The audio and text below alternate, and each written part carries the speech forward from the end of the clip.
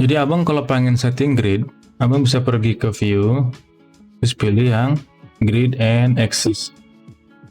Nah, muncul ya grid dialognya. Bentar, saya geser dulu. Nah, di sini kita bisa show grid ya. Nah, dia muncul gridnya.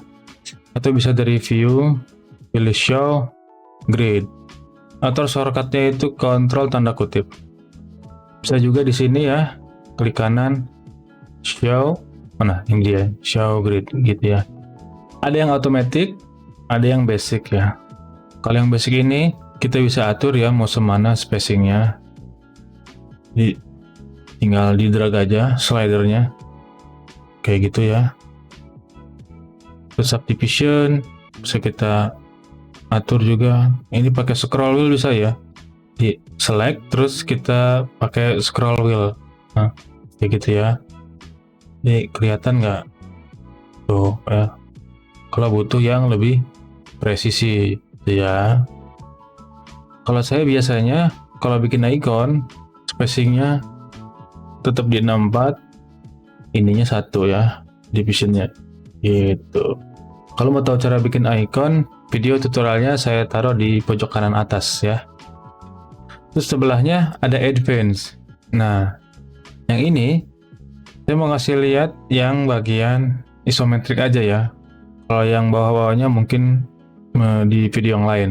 Sama yang cube juga kayaknya nanti aja ya kalau ini ya, karena harus saya pelajari dulu. Jadi di bagian advance saya mau kasih lihat yang isometrik. Nah gitu ya, spacingnya mungkin 30. Itu saya mau bikin grid plane ini ya. Nah ini dia muncul ya.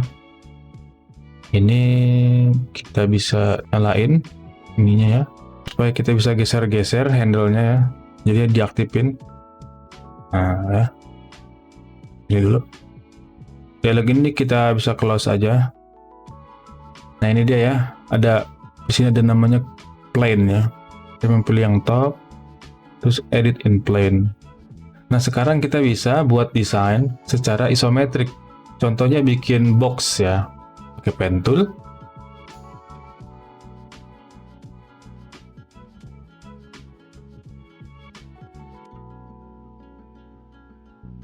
Jangan lupa snappingnya ya, dicek bagian ya ini ya, snap to gridnya.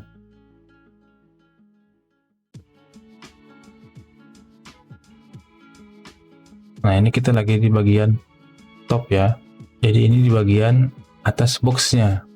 Kalau mau bikin bagian samping kita bisa ganti ya side-nya. Nah jadi di sini.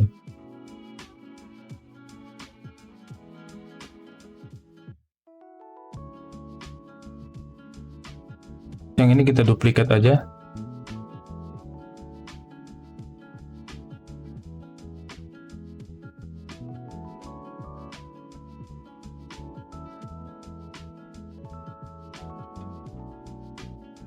Kalau udah jadi, kita bisa hide gridnya. Caranya klik kanan, terus pilih yang ini ya. Nah begitu ya. Jadi itu dia cara setting grid di Affinity.